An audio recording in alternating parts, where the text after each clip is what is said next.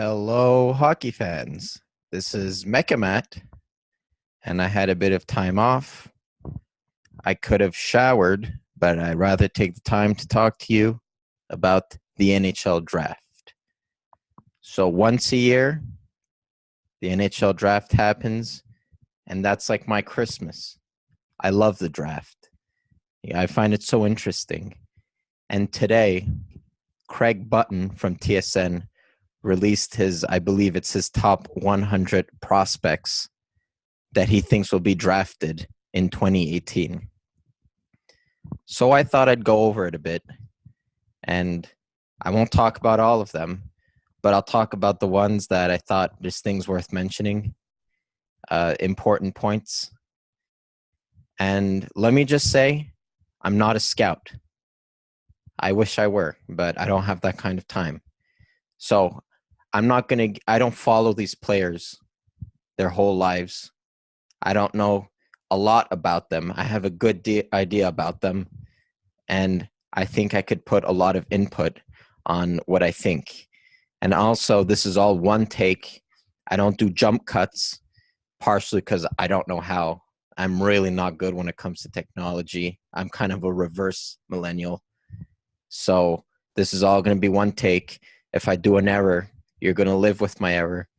If I stumble over my words, you're going to have to live with that. This is who I am. And I decided to wear a Red Wings jersey because they have a history of drafting extremely well. One of those players they drafted was Evgeny Svechnikov, the brother of Andrei Svechnikov, who is expected to go second overall, and who I think is the most underrated player of the draft. Now you're going to wonder, how is he underrated? He's rated second overall. That's pretty high. Because think about it. All we hear about is how good Dahlin is. He's generational. He's this, he's that. He's the next Carlson. He's like if Carlson and Lidstrom had a baby, which is a terrifying visual. But they say he's that good a player. No one, Svechnikov is underrated in that he's in the shadow of Rasmus Dahlin.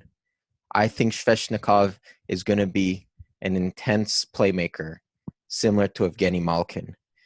And some of the plays I've seen him do, he has skill, he has speed, he has size, and his hands are too good for his size. It almost doesn't make sense. And I think he's a step beyond the third rank Philip Zadina. But let me talk about Dahlin for a bit. So like I touched upon, so they say he's going to be the next generational player, the McDavid for defensemen. God, I look pale. I just saw the video. Wow. I need to fix the lighting. I'm not an expert. The lighting's going to be off. So Rasmus Dahlin played in Frölunda, and he's supposed to be the McDavid on defense. And he's supposed to be, all sorts of comparison. The best defenseman since drafted since Dennis Hoffman. The best, since Erik Karlsson, since Lidstrom.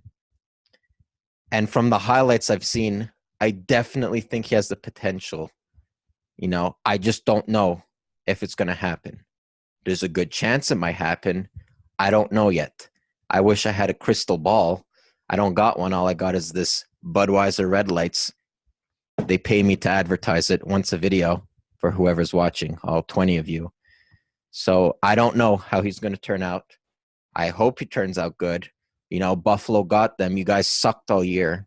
So you deserved a good player, you bunch of losers. There goes the Buffalo fans.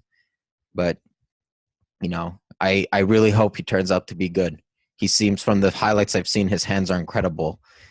Very little to no weaknesses. Perhaps maybe his shot could be improved. He could get a bit stronger. He still has that little teenager frame.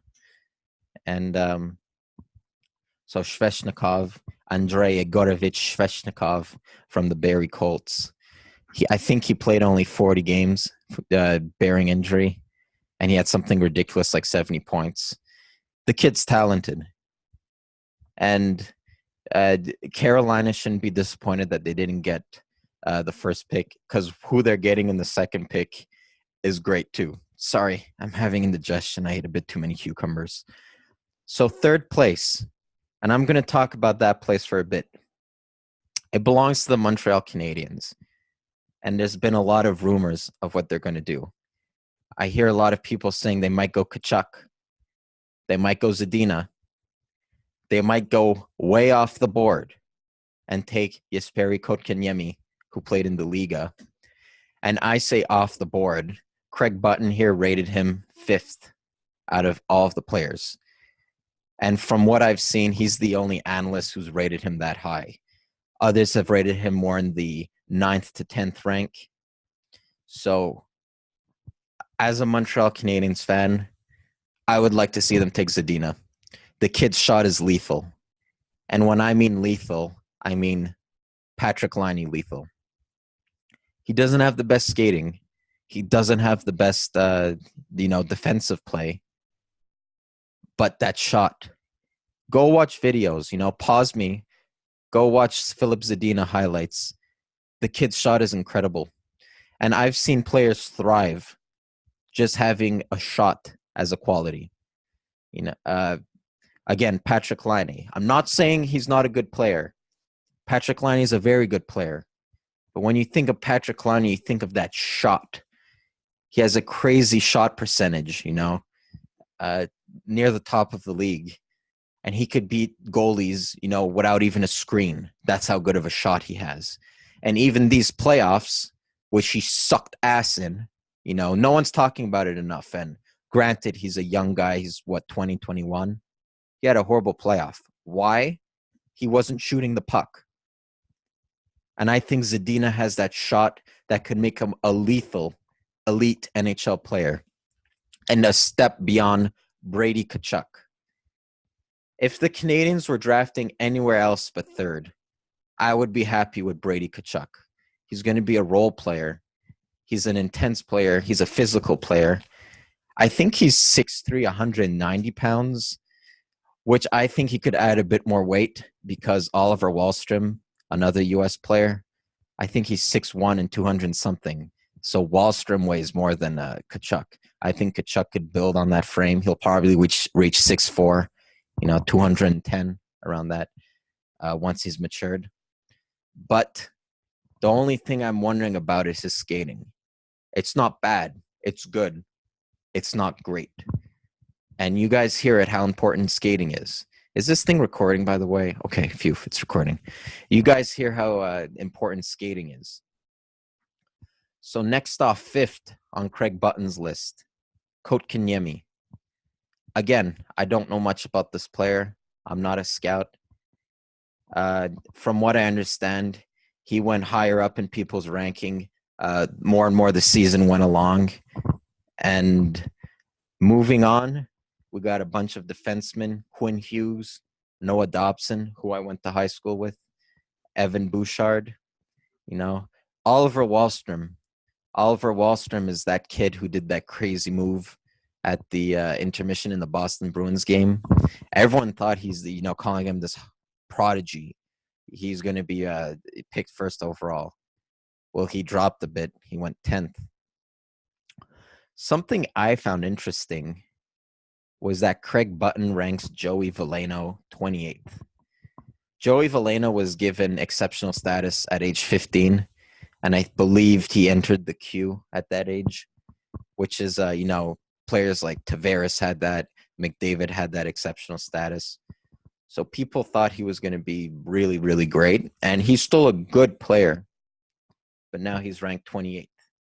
He's a bit disappointing. But the reason I'm pointing him out is whoever drafts him, it's going to be a high-risk, high-reward pick. He might end up sucking shit, excuse me for my language, and he might end up being a great player. Sort of how I see Kotkaniemi.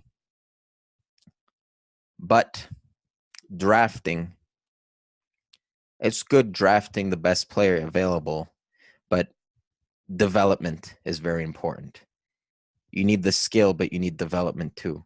And also what I've noticed throughout the years, and people are going to disagree with me on this, but from what I've seen, when a defenseman is projected very high, they end up being good, solid players. They never end up being that top projected player. You know what I mean? Let me give you an example. Aaron Ekbald was picked first overall in 2014. And perhaps that was a bad example because he's had a lot of injuries, but he's never reached that first overall status, you know? Draisaitl was taken 2 picks later. Who would you rather on your team, Ekbald or Draisaitl? It depends. He's had a lot of injuries. It's not a best example. He's a good defenseman. He's a solid defenseman. I just thought seeing him in the World Juniors, he was going to be something a bit better. And he's still young. It still might happen. But another example, Zack Mcgowan, who every time I played NHL 14, every time he touched the puck, the announcer would say, Zack Mcgowan of Armenian descent. It was getting annoying. Every single time he touched the puck, it's like, we get it. You're of Armenian descent. How come every time Galchenyuk touched the puck, he didn't say Galchenyuk of Russian descent? Little people know Galchenyuk is actually an American player. He considers himself American citizen, but he's of Russian descent. So Zack Mcgowan, he was picked 3rd overall in his year. And again, good defenseman, stay at home. He's good defensively. He's of Armenian descent. But is he really that 3rd overall status? I need to see who was picked after him. Perhaps there's crap after him. But it always seems to me when a defenseman is picked high like that, if I were a GM and say I was picking 4th, I would go with a forward. Because it seems more predictable, less risky. You know, your good defensemen, they seem to come later on in the draft, you know, going from 15 to 30. Like Carlson was, around that 15th rank. Werenski was, lower down. I'm not sure, but I believe Charlie McAvoy was later down. So just if I were a GM, which I'm not, I'm an armchair GM at the most. If I were a GM, I would probably take a forward. Okay. But speaking of defensemen, I'm looking at the list right now. Noah Dobson. He's just been going up in the standings. Excuse me for a minute. I need a drink. Allow me to drink my soda. Oh, horrible idea. Immediately regret it. It's been open for a while. I taste fungus. Oh, there was a lot of fungus in that. Shouldn't have drank it. Whew. Noah Dobson. So he played for the Acadie Bathurst Titan, the Titan. Le Titan de Bathurst. And for those of you who don't know, he won the Memorial Cup. His team won, rather. And that turned a lot of eyes to Noah Dobson, which was good because, I like the kid. He's a good kid. And I believe he played in the prospects game. He didn't do that great. He got something like a -4. I need to check that, actually. But don't take my word. But I think he got something like a -4. So I'm good. I'm glad he won the Memorial Cup to solidify his ranking. Evan Bouchard from the London Knights. When people look at him, they kind of get the wrong idea because he has that baby face, that kind of chubby face. Actually, I suffer from that. That's why I grow a beard, to hide it. But he has that baby face, so people think he's kind of out of shape. And also, he has that kind of style of play where he tends to slow everything down. Everything would be going fast-paced, then he would touch it. It slows down. So people think he's out of shape, but based on the scouting, the NHL Combine, the kid can lift like a maniac. That kid is strong, And this is just me, but the reason I think that he tends to slow the game down is because he plays so many minutes, and you can't blow your figurative load on your first shift. You have to gauge yourself. I do that mistake when I play too in my local rink or my local park or whatever. You know, I would go intense the first 5 minutes, and then I'm bushed after that. Rasmus Sandin. I've actually never heard of that player. Plays for the Sault Ste. Marie. Oh, but speaking of the Sault Ste. Marie, and there's another player, Barrett Hayden. I don't like that team. And I don't know if you guys watched Don Cherry, but he highlighted this on Coach's Corner. That team is a bunch of hot dogs. Every time they would score a goal, they would do this ridiculous celebration. And people say they're kids, let them be hot dogs. The lights got to them, the crowd got to them. I don't give a shit. You know, let's have some respect. It was something crazy like 8-1, and you're out there doing crazy lacrosse moves and through the leg moves. Then you would score and do celebrations like that.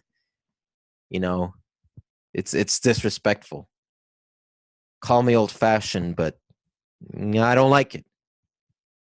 So I have beef with the Sault Ste. Marie. They should have learned their lesson the first time it happened against the Saginaw Spirit. I would not draft a Sault Ste. Marie player. Quinn Hughes, don't know much about him. Wallstrom, kind of touched on him. Farabee, Boqvist. Wow. So Craig Button ranks Boqvist 12th. And I've seen lifts that ranked him up to 5, you know, in that 5, 6, 7, maybe even 4. So I'm kind of surprised to see him that low. I did know that he had some defensive issues.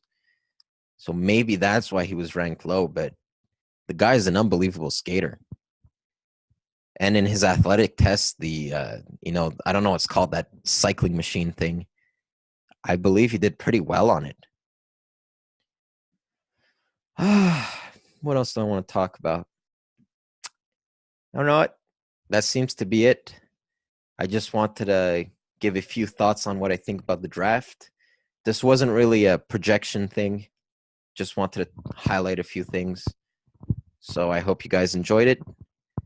Please like, subscribe. More videos will be coming soon. Comment if you have an insult or a constructive criticism. This is Mecca Matt signing off.